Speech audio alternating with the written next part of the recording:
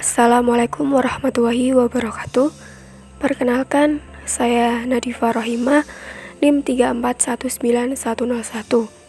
Di video kali ini saya akan menjawab pertanyaan UAS dari Bapak dosen Kuswandi. Pertanyaan yang pertama, dalam sebuah produksi penerbitan pers terdapat banyak jenis berita. Jelaskan masing-masing jenis berita dan jabarkan. Ada 6 jenis berita. Yang pertama, strike news atau berita langsung. Strike news, berita langsung, adalah berita yang ditulis secara ringkas, lugas, apa adanya. Biasanya berisi informasi terkini tentang peristiwa yang sedang hangat, aktual, dan penting. Yang kedua, berita opini adalah berita yang berisi pendapat, pernyataan, komentar.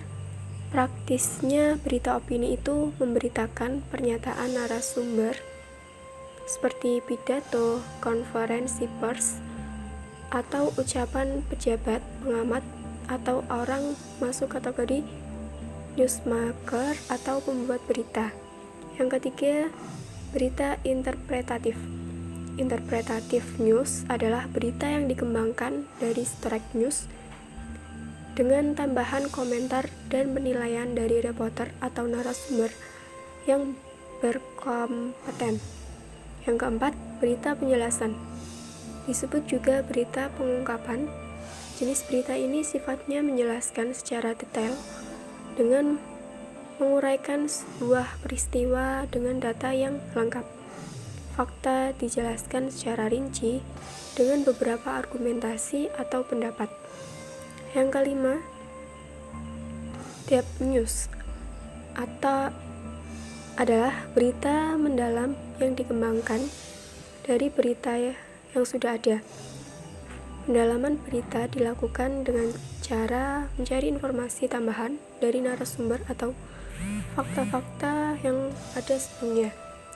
Yang keenam, berita investigatif sama dengan explanatory news,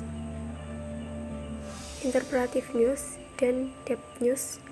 Berita investigasi merupakan pengembangan yang ditulis berdasarkan hasil penyelidikan wartawan, sebagaimana halnya polisi melakukan penyelidikan dan penyidikan sebuah kasus. Soal yang kedua, di tengah disrupsi perkembangan pers, lahirlah media online. Bagaimana teknis dan syarat pendirian pers online? Teknik dan syarat pendirian pers online dalam pasal 1 angka 2 UU Pers atau perusahaan pers adalah badan hukum Indonesia yang menyelenggarakan usaha pers, meliputi perusahaan media cetak, elektronik, dan kantor berita, serta perusahaan media lainnya yang secara khusus menyelenggarakan, menyiarkan, dan menyalurkan informasi. Pasal 9 ayat 2 UU Pers, setiap perusahaan pers harus berbentuk badan hukum Indonesia. Namun, sayangnya tidak dijelaskan lebih lanjut mengenai badan hukum. Seperti apa yang harus dipilih, apakah PT, yayasan, atau koperasi? Tapi pada ranah praktik perusahaan pers lebih banyak memilih bentuk badan hukum PT. Soal ketiga, setiap lembaga pers dipastikan terdapat rubrikasi, program maupun konten. Menurut Anda, bagaimana merancang rubrikasi program atau konten yang baik? Yang pertama adalah perlunya menggandeng industri media untuk mendorong kolaborasi dengan penyedia konten alternatif sehubungan dengan produksi konten. Yang kedua, hal selanjutnya yang perlu dilakukan adalah meninjau kembali peran badan publik sektor media sebagai pembuat kebijakan, khususnya KPI. KPI seharusnya memiliki otoritas untuk mengontrol landscape industri media dan bagaimana perusahaan media bekerja. Hal penting lainnya adalah untuk memperbaharui media publik milik pemerintah seperti TVRI dan RRI. Tanpa adanya lembaga penyiaran publik yang kuat dan berkualitas, maka tidak akan mungkin tercipta suatu ruang publik yang sehat. Yang ketiga adalah urgensi dalam mengatur iklan di media.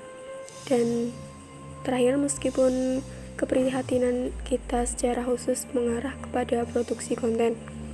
Soal keempat, apa yang Anda ketahui tentang konvergensi media? Berikan contoh model konvergensi sebuah media. Konvergensi media adalah proses penggabungan berbagai bentuk isi media yang terdiri dari teks, foto, gambar, audio, video, serta animasi yang dapat ditampilkan pada salah satu platform seperti telepon seluler, laptop, televisi, dan komputer. Contoh media cetak, radio, televisi, internet, bersama dengan teknologi-teknologi portable dan interaktifnya melalui berbagai platform presentasi digital. Soal nomor 5, dalam mendirikan sebuah lembaga pers telah diatur ketentuannya dalam UU nomor 40 tahun 1999. Apa saja yang harus dipenuhi dalam mendirikan sebuah lembaga pers? Keempat, komponen manajemen pers menjadi prinsip dasar untuk membangun bisnis di bidang pers atau media massa. Berikut penjelasan dari masing-masing komponen tersebut. Yang pertama, perencanaan. Dalam perencanaan mencakup persiapan sumber daya manusia beserta sarana dan prasarana yang diperlukan dalam pers. Perencanaan membahas hal-hal yang terkait dengan strategi dan bagaimana perusahaan pers akan membuat, menjual, dan mendistribusikan produknya. Yang kedua, pengorganisasian. Pada komponen ini menyangkut struktur organisasi dalam pers seperti redaksi, tata usaha atau pemasaran, dan produksi atau percetakan. Ketiga hal tersebut merupakan unsur dasar yang harus ada dalam sebuah bisnis pers. Yang ketiga, pelaksanaan.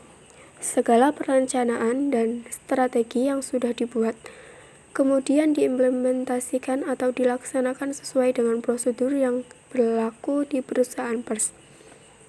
Yang keempat, pengendalian. Dengan adanya UU yang memuat tentang kebebasan pers, tidak berarti bisnis pers yang Anda jalankan bisa sepenuhnya bebas. Adanya unsur pengendalian di dalam bisnis pers yang Anda kembangkan akan membantu mempertahankan bisnis tersebut.